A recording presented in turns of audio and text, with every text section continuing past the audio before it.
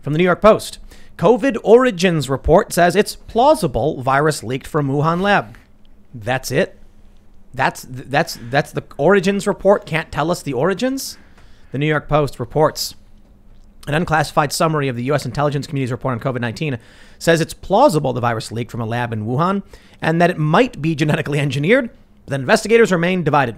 I suppose at the very least, this, now when the media says it's a conspiracy theory, that it's a genetically modified lab leak or something, you can be like, well, they said maybe.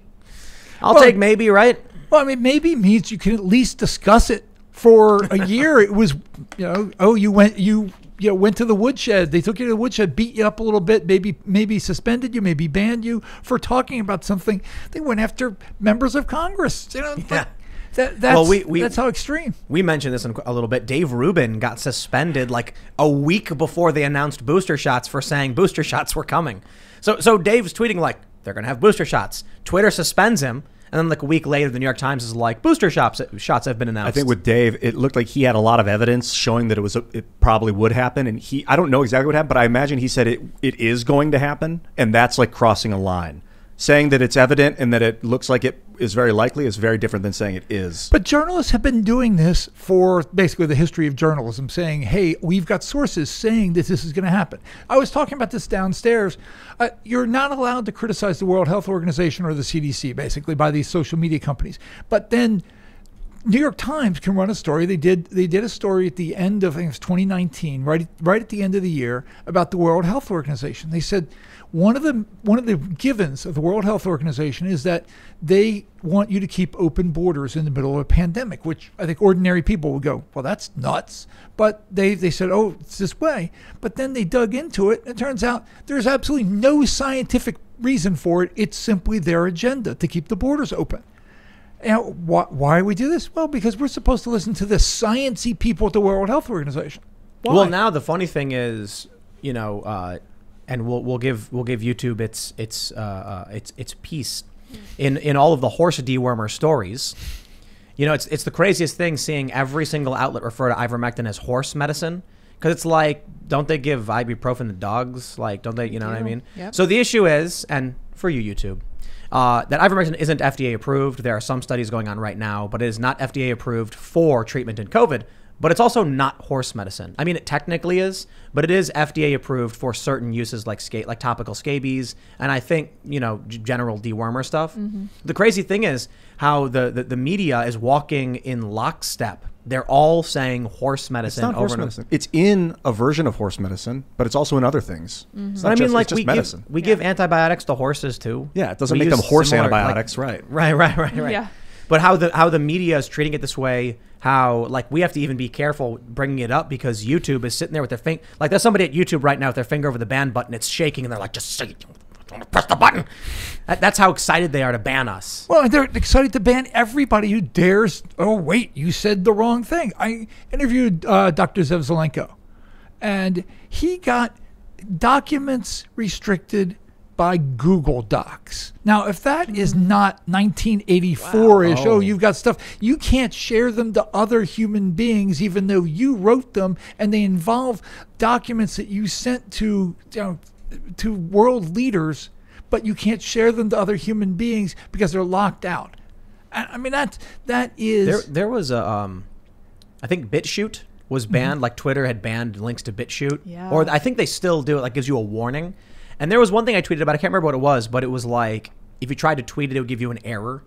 And so they don't even say they censored you. They're just like, oops, site's broken. That's all it is. And then you're like, there's one link. Remember when Facebook banned Minds? You remember that? Yeah. And you couldn't send a Facebook message with minds.com in the message, or it would be like, yep. this tweet. I can top that. There are people who are banned on Facebook, not that they're not allowed to be on Facebook. You cannot send their websites by Messenger on Facebook. They literally will not be able to send. We ran across, I think it was a dentist a friend of mine was trying to go to out in Arizona. And like, well, I can't, she was trying to send me the link to the dentist, but he does some holistic health and couldn't do it. We ran a hunting group in Dallas. their website was banned on Facebook, even though it didn't violate any Facebook rules.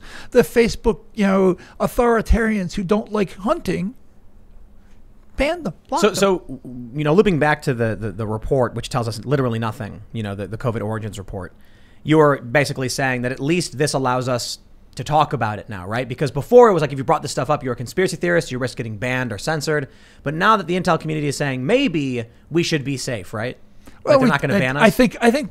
Well, I mean, see, the thing is, they want to ban us. That's the problem. So since you've got rule sets that are designed to restrict anything they don't like, then the people who enforce them are people who restrict anything they don't like. And then the people you appeal to are the people who restrict anything you don't like. It's kind of set up. And of course, you got the fact checkers who are just evil and moronic.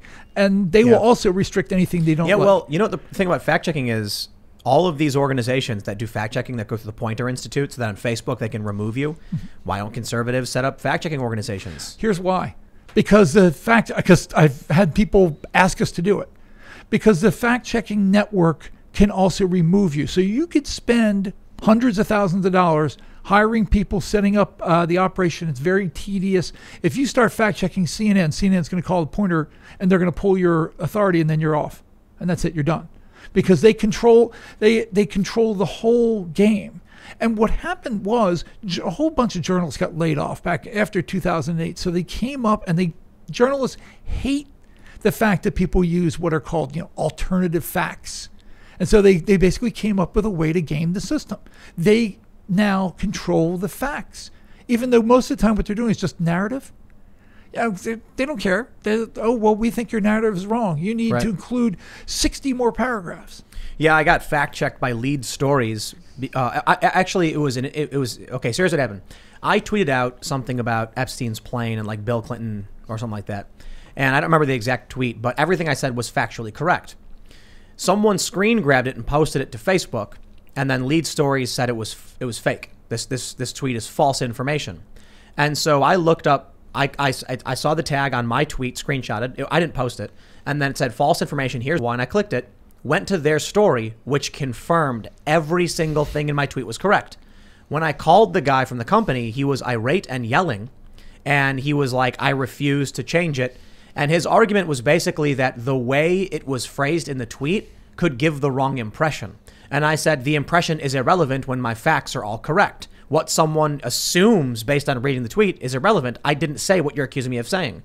I guess he was accusing me of saying something like Bill Clinton went to Epstein Island or something, which I didn't say. I can't remember exactly what the tweet was. And then instead of taking down the fake fact check, he left it up, but put, like partially incorrect or something like that. So they can take a fact and then call it fake news and false information, and then explain on their end that, well, it is technically true, but we just want to provide clarification. So now when you get hit on Facebook and Facebook strips you of monetization, that's the end result. Well, and what they do is their favorite is the context. You don't have enough context. Well, by that definition, the entire freaking world doesn't have enough context. Encyclopedia Britannica doesn't have enough context because, you didn't include this book full of information about Afghanistan or those 27 books about, pick your topic, calculus. There's not enough information in calculus in there, so you need to add more context. We got hit by PolitiFact for rerunning a CDC chart. Okay, so not doing anything controversial here. We reran a CDC chart, linked to a story about it, and that story linked back to the CDC. PolitiFact gave us a fact check and gave us sort of like the trifecta of fact checks. They said, okay, well, we lack context, but then they called it partly false, but then they put a big, huge red capital letters false on our chart. And so we challenged it. They, of course, ignored it. So what we did, we got more than 40 conservative organizations together and sent an obnoxious letter to the International Fact Checking Network and said, you got to pull their card. They are not fair. The Media Research Center has tracked more than 50 examples since 2019 where they've been out of control. Yeah. And we didn't really think they would do it, but so now that's got to be the narrative. Every time PolitiFact does another lousy fact check, people are going to go, more than 40 organizations said this organization should lose its fact checking ability. Do you see when they I can't remember which organization it was, they flagged the CDC itself as false news? Yeah. Yeah, so on Facebook, a link to the CDC. It was an article from the CDC where they said that they were they were encouraging new testing for COVID. And so these Facebook fact checkers flagged cdc.gov as fake news. And you know what the funny thing is? There's people you can reach out to at Facebook if you're one of the better men and the privileged elites, like we all are here. I'm kidding in a sense, like. But the reality is, in this world, if you have a show and you have followers, then all of a sudden there's someone to talk to at Facebook. But the regular people, they're kicked to the gutter. So I know I have the contact emails, I have the connections, and they said when you get fact checked on Facebook, it's not us, it's those third party companies. And I argued Facebook has given special privileged access that is not public accommodation to these people. So you're effectively outsourcing Facebook's role in fact checking to third parties. I would argue that is still Facebook's responsibility for defamation. If Facebook is going to, if there is going to be a box that says fake information over my post, and that is not true, as a statement of fact saying what I put was false information, then I think Facebook and that company are responsible. Facebook said, screw you, it's them, do something about it. So you effectively have to just go after these fact checkers and sue them for defamation. And the reality is, if they called a CDC chart fake, false information, that's not an opinion. That's a statement of fact. You got to sue. You got to sue for defamation. Well, and of course, these organizations, who pays them? Facebook. They get money from Facebook. That's one of the. So you were then it's clear cut. Go after Facebook. Yeah, I was gonna say you mentioned Lead Stories. So we did a big piece on Lead Stories. I guess probably 2019. My whole sense of timing is screwed up because of COVID. Seems like 30 years in the last year and a half. But we did it and we slammed them. They denied everything we did. We said about them. But then right after they launched their red and blue feed to show that they were fact checking both sides. But here's the game that it's not just them, but that Facebook and all the companies play. When they fact check somebody on the right, it gets scattered all over Facebook and attached to everything that anybody posts about that. But if they do it for somebody left, it doesn't do that. So if they fact check, some micro organization or Occupy Democrats saying something stupid because they're idiots, if they fact check them, well, then they won't say, oh, by the way, they were actually citing something that CNN did. They're not going to then attach that fact check to CNN. It just drops there. Yeah. And so that's the way. So what they've set it up is it deliberately hurts conservative organizations and anybody who disagrees with the status quo, which I'm pretty sure is the people in this room. Yep. I would say so. It's a broken system. I don't know what else to say.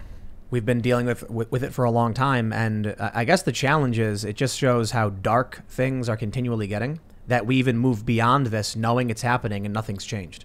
Like we're now at a period where we can't have discussions about the science. They tell us, trust the science. And I'm like, okay, well, a bunch of scientists just came out. Not those scientists. I'm like, well, who am I supposed to trust then and why? Dr. Fauci. But Fauci's been wrong every other day. Yeah, well, trust him. But what about those doctors over there? Nope. All right, I guess. What about when Fauci outright, got called out for, moving the goalpost, which in civilized society we call lying through his teeth. But when he did that, or when he lied about masking. What about when Sanjay Gupta, this is actually one of my favorite little elements from COVID, when early March 2019, when Sanjay Gupta had a town hall at CNN where they had about 60-some people packed, shoulder to shoulder in the audience, not wearing masks, when Gupta comes out and says on air that masking is dangerous. Now, Gupta said that? Yeah. Then, suddenly they decide that later on masking is good. Now, I'm okay with them doing that if they keep saying, by the way, I said this dumb thing before, and keep putting it out there. But what happens is all that stuff gets memory hold. Every time Fauci does something or Gupta does something or any of these people, they say something that's wrong or, later on proven wrong. There's no accountability for them. There's only accountability for us. Thanks for checking out this clip from the Timcast IRL podcast. If you want to see the full show, come back to this channel, youtube.com/TimcastIRL, Monday through Friday at 8 p.m., where you can leave comments and super chat, and we actually will read your comments on the show. Don't forget to like, share, subscribe. And if you want exclusive members-only content, segments you can't get anywhere else, go to timcast.com, become a member, and we even have full bonus episodes. Thanks for hanging out, and we'll see you all next time.